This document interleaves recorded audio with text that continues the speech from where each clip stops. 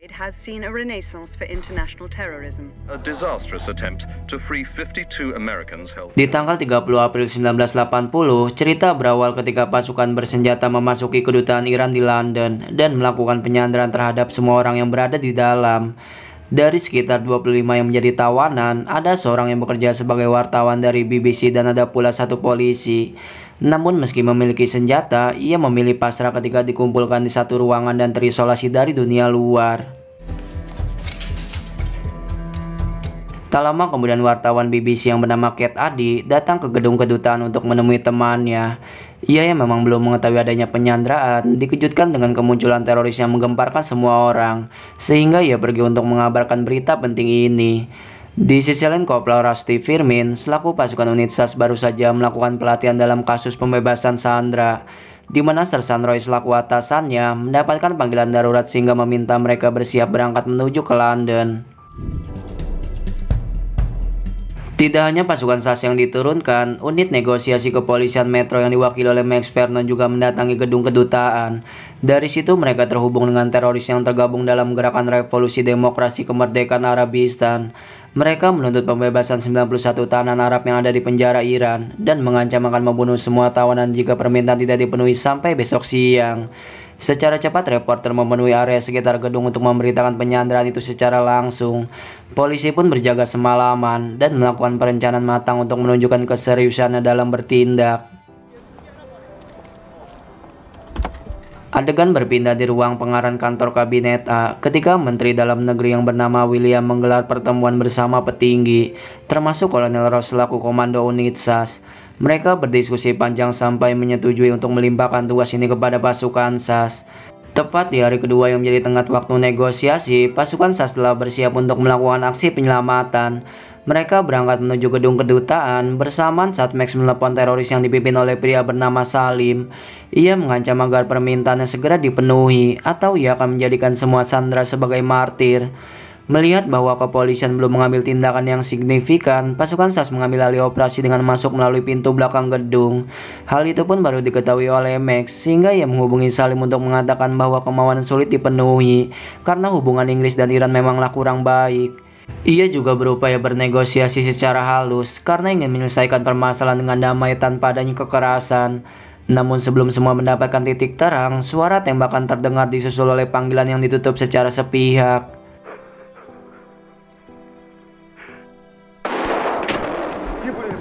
Lantas mereka pun dikejutkan dengan kemunculan satu tawanan yang dibebaskan tanpa mengalami luka, melainkan karena sakit yang membuatnya harus ditangani.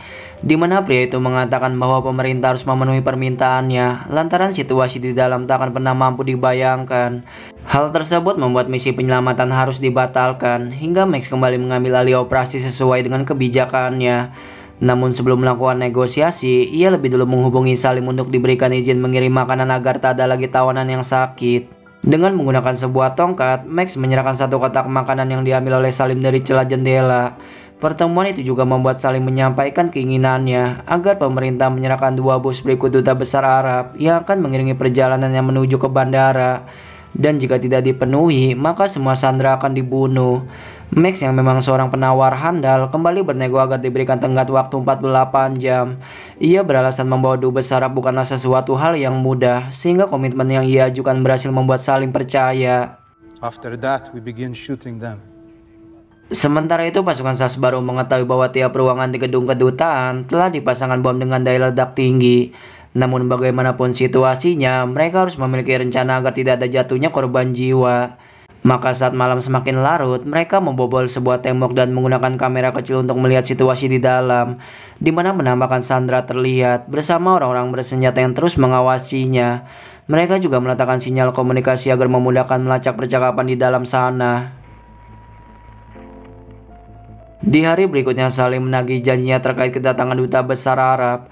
Ia juga mengancam akan membunuh satu persatu tawanan jika permintaan belum dipenuhi sampai esok hari. Keadaan itu membuat pasukan SAS mengubah rencana dengan menyergap teroris ketika sedang menuju ke bandara. Bahkan dengan tenggat waktu yang singkat, mereka melakukan latihan berulang kali sampai rencana penyergapan tak memiliki sekecil apapun kesalahan. For their part, the police feel that as long as the gunmen are to assume that they are going to break down. Ketika Kolonel Ross menyampaikan bahwa rencana siap dijalankan, para petinggi tidak setuju karena menganggap tingkat kegagalannya sangat besar. Pendapat itu didukung oleh Liga Arab yang menyetujui adanya negosiasi karena tak ingin terlibat dalam kasus yang menyangkut politik. Pesan tersebut Roy sampaikan kepada Rusty bahwa mereka akan masuk ke gedung kedutaan lewat lubang sinar dalam keadaan gelap gulita, di mana rencana itu kembali disampaikan di depan para petinggi, namun belum mendapatkan kesepakatan dari semua pihak. Plan that will guarantee every hostage comes of darkness with silenced weapons. Who do you think we are, John Wayne? Pada hari keempat, Max dan pihak kepolisian mengetahui bahwa Salim dan tangan kanannya yang bernama Faisal terlibat perdebatan. Faisal berniat membunuh satu sandera untuk menunjukkan bahwa mereka bukan sekedar mengancam, namun Salim masih menolak melakukan kekerasan.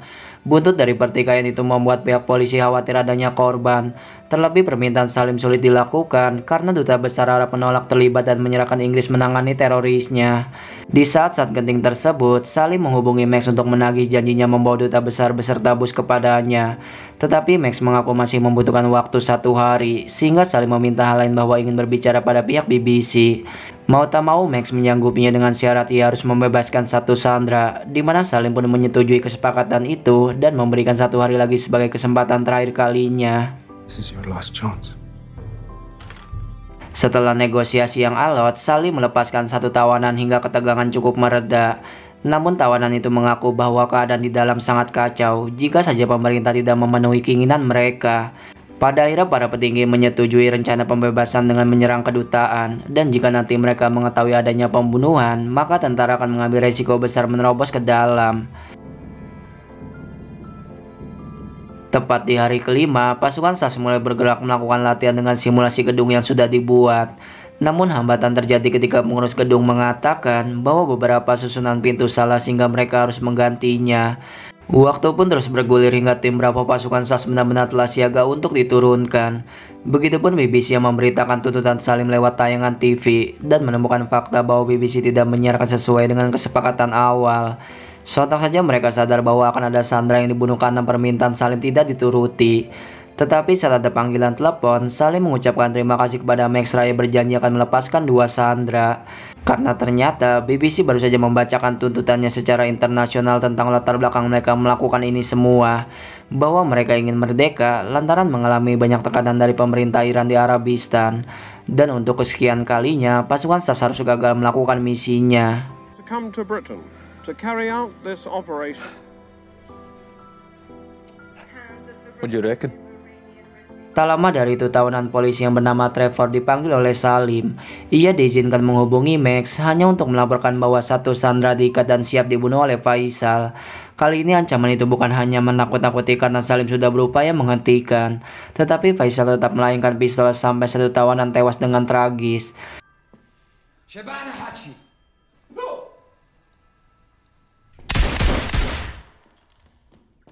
Seketika penembakan itu langsung diketahui oleh Max maupun para tentara, di mana Salim kembali menghubunginya untuk mengatakan bahwa waktu mereka hanya 30 menit atau satu persatu tawanan akan bernasib seperti sebelumnya. Langkah pertama yang diambil Kolonel Ross adalah meminta tanda tangan persetujuan operasi militer agar pasukan SAS memiliki kuasa penuh.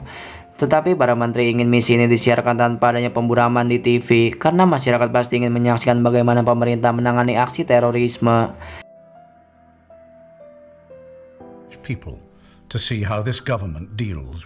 Dengan mengantongi izin tersebut, Max diperintahkan bekerja sama untuk menelepon Salim ketika pasukan SAS sedang melakukan penyerangan.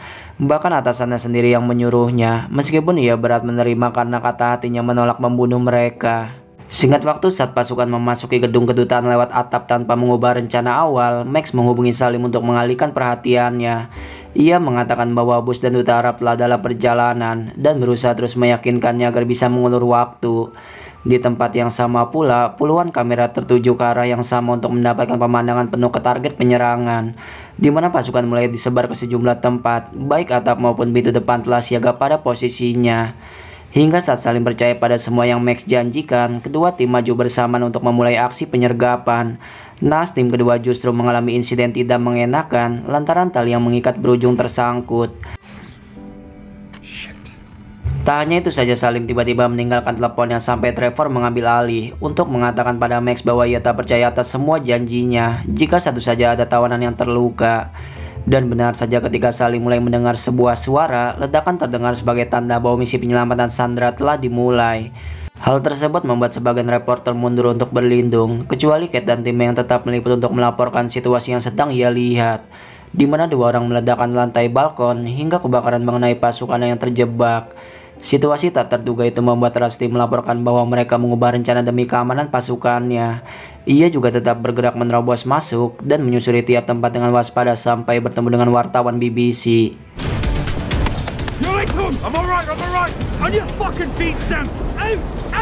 Lantas mereka terus mendobrak pintu demi pintu hingga menemukan 4 sandera wanita. Namun saat Trevor berniat membantu penyerangan, ia berpapasan dengan Faisal sehingga terlibat pertarungan yang sengit. Keduanya saling menyerang sampai suara itu terlacak oleh tentara dan sigap membantunya sampai Faisal terbunuh. Kemudian Trevor pun mengibarkan topi polisinya sebagai tanda bahwa kepolisian berseru untuk melakukan perlawanan. Ia kembali bergabung dengan pasukan SAS, membantu evakuasi korban yang berjalan sangat dramatis. Tak selesai begitu saja, sisa sandera yang berada di ruangan segera diselamatkan dengan sigap dan cepat. Pasukan SAS menunjukkan kemampuan hebatnya dalam menghabisi target dan tidak pula lengah karena masih ada 2 teroris yang lolos. Saat melakukan pengecekan, Rusty menyadari bahwa salah satu orang adalah pelaku yang tidak lain adalah Salim. Bukti itu diperkuat dengan granat yang dibawanya, sehingga ia langsung menembaknya tanpa ada keraguan. Dengan begitu semua orang dikeluarkan sampai mereka mendapatkan teroris terakhir yang menyamar di antara para tawanan. Setelah 6 hari 11 jam, pengepungan di gedung kedutaan berhasil diakhiri hanya menewaskan 1 korban. Dan meskipun berjalan tidak sesuai dengan keinginan Max selama ini, pada dasarnya tugas utama ia tetaplah keamanan seluruh sandera. Ia pun mendapatkan telepon dari sang istri yang menyaksikan lewat TV dan menyampaikan betapa ia khawatir dengan kondisinya saat ini. Sementara itu, aksi berani yang dilakukan oleh pasukan SAS menuai pujian karena dianggap mampu menyelesaikan misi dengan sangat cemerlang.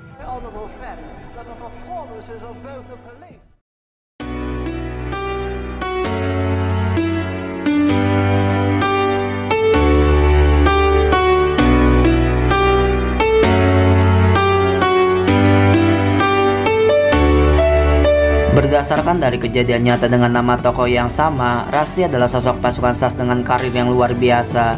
Kate adalah wartawan yang terkenal selama 2 dekade, dan Max memanglah seorang negosiator yang sangat handal.